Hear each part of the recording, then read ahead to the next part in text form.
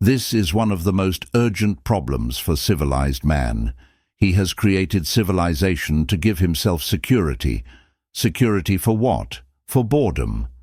His chief problem seems to be that most human beings need a certain amount of challenge, of external stimulus, to stop them from sinking into the blank stare and blank consciousness of the idiot. For most of human history, leisure was a rare luxury.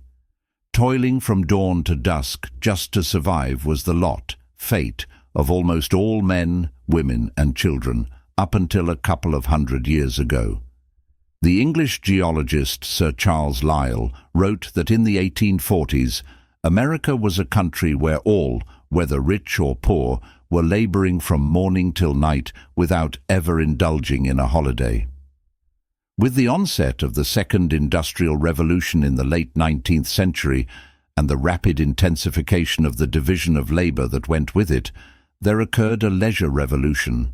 Not only did this period of rapid industrial development drive many from the farmlands into large cities in search of work, but the regimented hours associated with industrial work left the masses, for the first time in the modern era, with scheduled free time to direct their own activities. While over 100 years have passed since this leisure revolution, and the fruits of civilization have become more plentiful and leisure more bountiful, perhaps more than at any point in the history of civilization, the average individual today is free from the daily struggle for survival. But with this newfound freedom, a crucial question confronts each of us.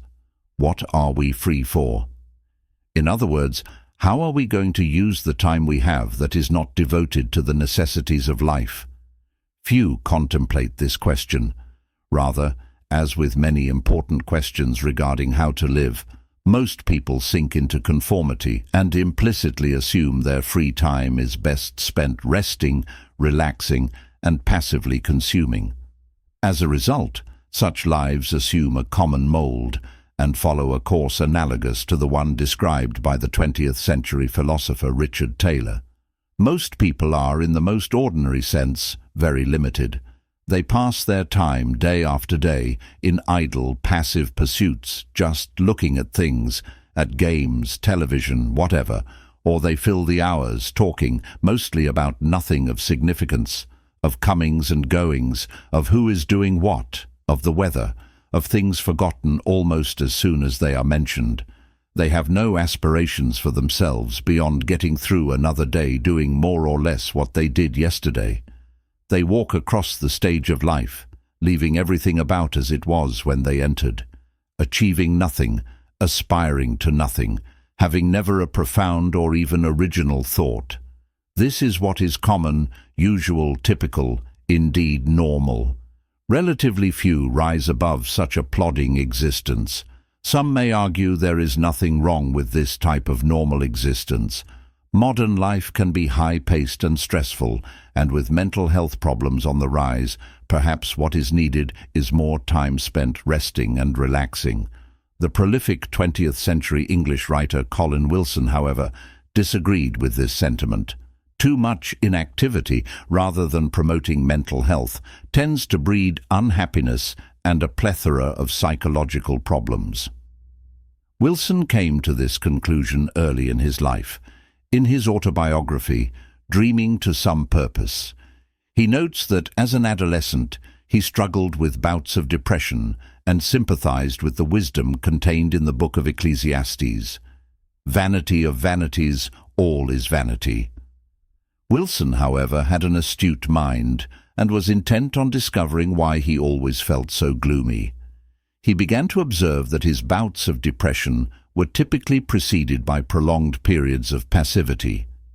When he did not occupy his days with interesting tasks, challenges, and problems to solve, he discovered that depressive moods would soon wash over him, fog his perceptions, and cause him to become a pessimist of the human condition. The idle mind is the devil's workshop, for as Wilson writes, if Wilson's discovery of the connection between passivity and mental illness has merit, then we are confronted with the following options. We can waste our leisure in idle pursuits, live our untapped potential untouched, and render ourselves prone to mental illness. Or we can strive to spend the majority of our free time creating, exploring, learning, doing, challenging our capacities and improving our talents. While the latter option entails perseverance, struggle, and the sacrifice of short-term pleasures and comfort, the payoff, mental health and personal growth, is worth the effort.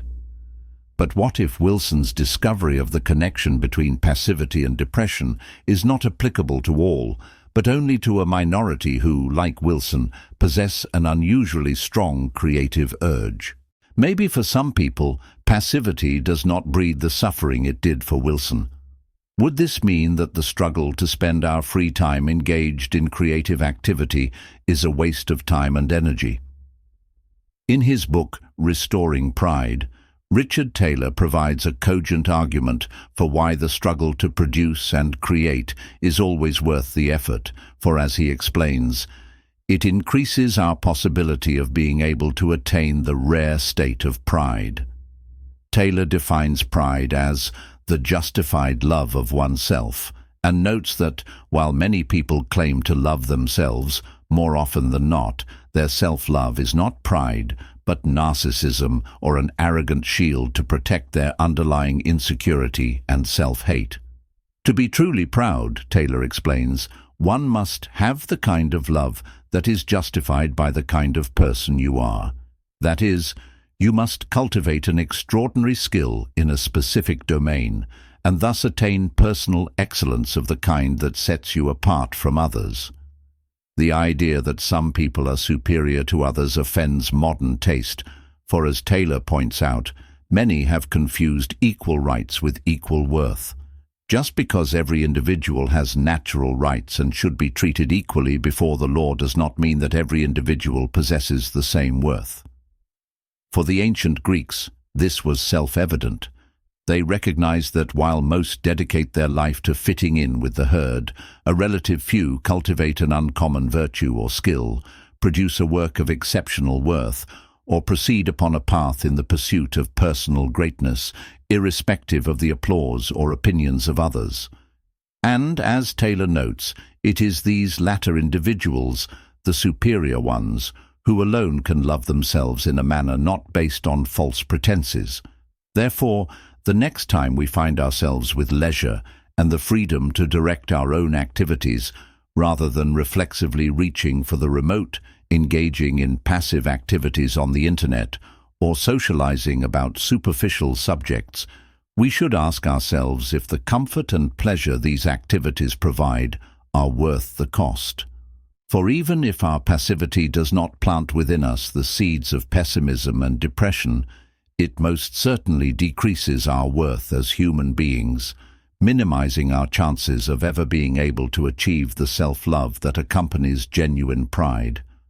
As Taylor explains, some people no doubt are born and destined to be common, to live out their lives to no significant purpose. But that is relatively rare. Most people have the power to be creative, and some have it in a godlike degree, but many people, perhaps even most, are content with the passing pleasures and satisfactions of the animal side of our nature. Indeed, many people will account their lives to be successful if they get through them with only minimal pain, with pleasant diversions from moment to moment and day to day, and the general approval of those around them. And this, notwithstanding that they often have within them the ability to do something perhaps which no other human being has ever done. Merely to do what others have done is often safe and comfortable. But to do something truly original, and to do it well, whether it is appreciated by others or not, that is what being human is really all about. And it is alone what justifies the self-love that is pride.